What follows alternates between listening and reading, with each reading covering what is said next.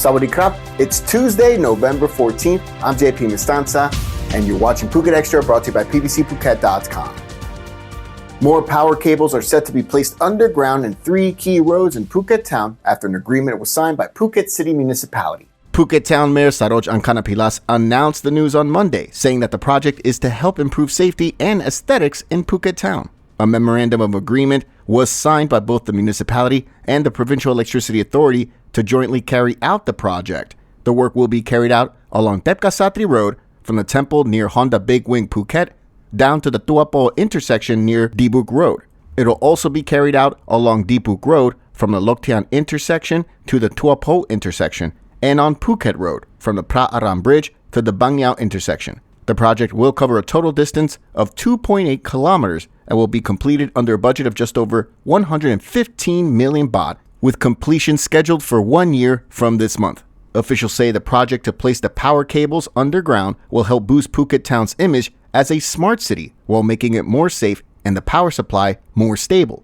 The Provincial Electricity Authority is responsible for the electrical system and will oversee 33 kilovolts high voltage power supply cable being installed underground, along with low voltage cables and the required transformers being installed.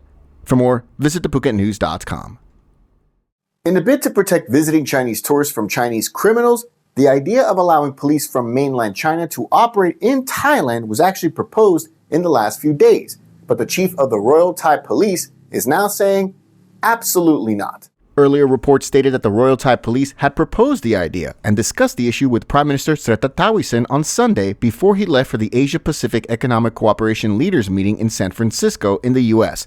The idea was to have Chinese police operate alongside Thai police to help protect visiting Chinese tourists from Chinese criminals, which was actually defended by a government spokesman, Chai Wacharanok, on Monday, who denied that it would mean Thailand would be surrendering its sovereignty, according to reports that quoted the spokesman. However, National Police Chief Police General Torsak Sukrimal is not only denying that Thai police saw Chinese police to patrol inside Thailand, he states there was a misunderstanding of the issues discussed. He voiced his vehement opposition to having any foreign police force patrol inside Thailand, arguing that it would breach Thailand's sovereignty and that the Royal Thai Police are already able to protect both residents and visitors. The police chief said that relevant officials had discussed a coordination center where Thai and Chinese officials could jointly handle criminal issues concerning China by exchanging information about crimes and criminals, and it would likely involve Chinese police who are already installed at the Chinese embassy in Bangkok. The idea of having Chinese police patrol areas of Thailand was a misunderstanding, according to him, of the discussions, and he's aware that Chinese police officers had been deployed in Italy, where there were communication problems. But similar language issues are not as big a problem here in Thailand. Still, the whole thing underscores how badly officials are longing for the return of Chinese tourists, who were the largest tourist source market in Thailand pre-pandemic. For more, visit thephuket.news.com. An employee at a hotel in Karon has been arrested for joint attempted murder for his part in a gang attack on a rival in Phuket Town this past August. The man, identified by police only as Mr. USA, was arrested in front of a hotel in Karon on Monday, wanted for his part in a gang attack in Phuket Town back on August 19th, in which a member of a rival gang was seriously injured. Authorities say the victim was riding through a public park area in Phuket Town with friends when they encountered Mr. USA and his gang, a gang that they had encountered before. Police say an altercation ensued in which they believe USA and a group of 3 people used a knife to slash the victim's head, who suffered a skull fracture and more than 10 wounds in total before the group of attackers fled. Phuket City Police gathered evidence and Phuket Provincial Court issued a warrant for USA's arrest under the charges of jointly attempting to kill another person and taking weapons into towns, villages, or public roads openly or without reasonable cause. He's now facing legal proceedings at Phuket City Police Station. For more, visit thephuket.news.com.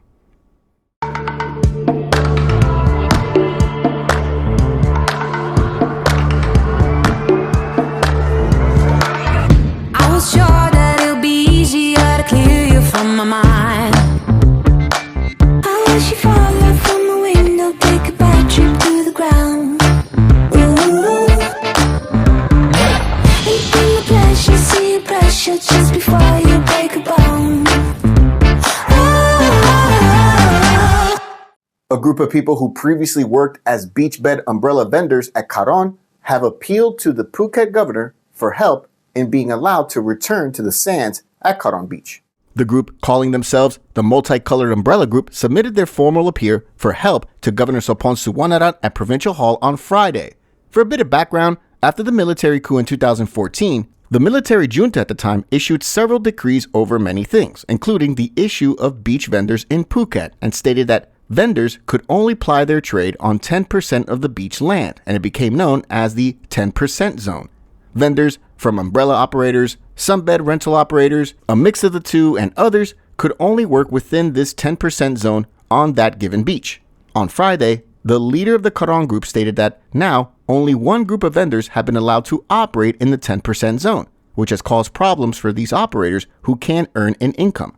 The group alleges that the old group of beach bed umbrella operators that are currently in that 10% zone hire foreigners to set up the beach bed umbrellas, which is against the law since it's a job reserved for locals. They also say that the group that is there now was approved in a closed-door meeting. Governor Sopon formally received the request and said he would assign relevant agencies to investigate the facts. For more, visit thepuketnews.com. Phuket expat Robin Wilson is going above and beyond in this coming weekend's Laguna Phuket Triathlon, in which he'll be not only competing in the tough event, but will also be using this weekend's event to help raise funds to help many of the island's stray and stricken animals.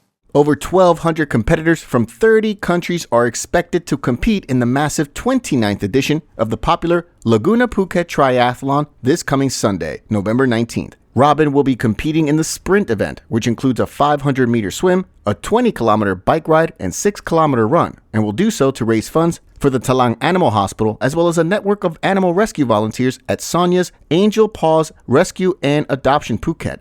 The network coordinates various activities along with Talang Animal Hospital to care for the island's many stray and abandoned animals. The funds collected will be used to provide for the needs of these animals, including food, medicine, and veterinary procedures. To donate, you can head over to his fundraising campaign page, a link for which is in the description. For more, visit thepuketnews.com. Thank you so much for joining us today here on Phuket Extra, brought to you by pbcphuket.com. We'll be back tomorrow. Until then, stay classy, Phuket. Phuket's rapid modernization has made it one of the world's premier holiday destinations. Investors can still buy quality condominiums for as low as $75,000, and luxury properties can go all the way up to $20 million. Condominiums in Phuket are a safe, secure bricks-and-mortar investment, offering foreigners freehold ownership. Call or email Thai Residential, Phuket's #1 trusted real estate advisor, to find your perfect Phuket property.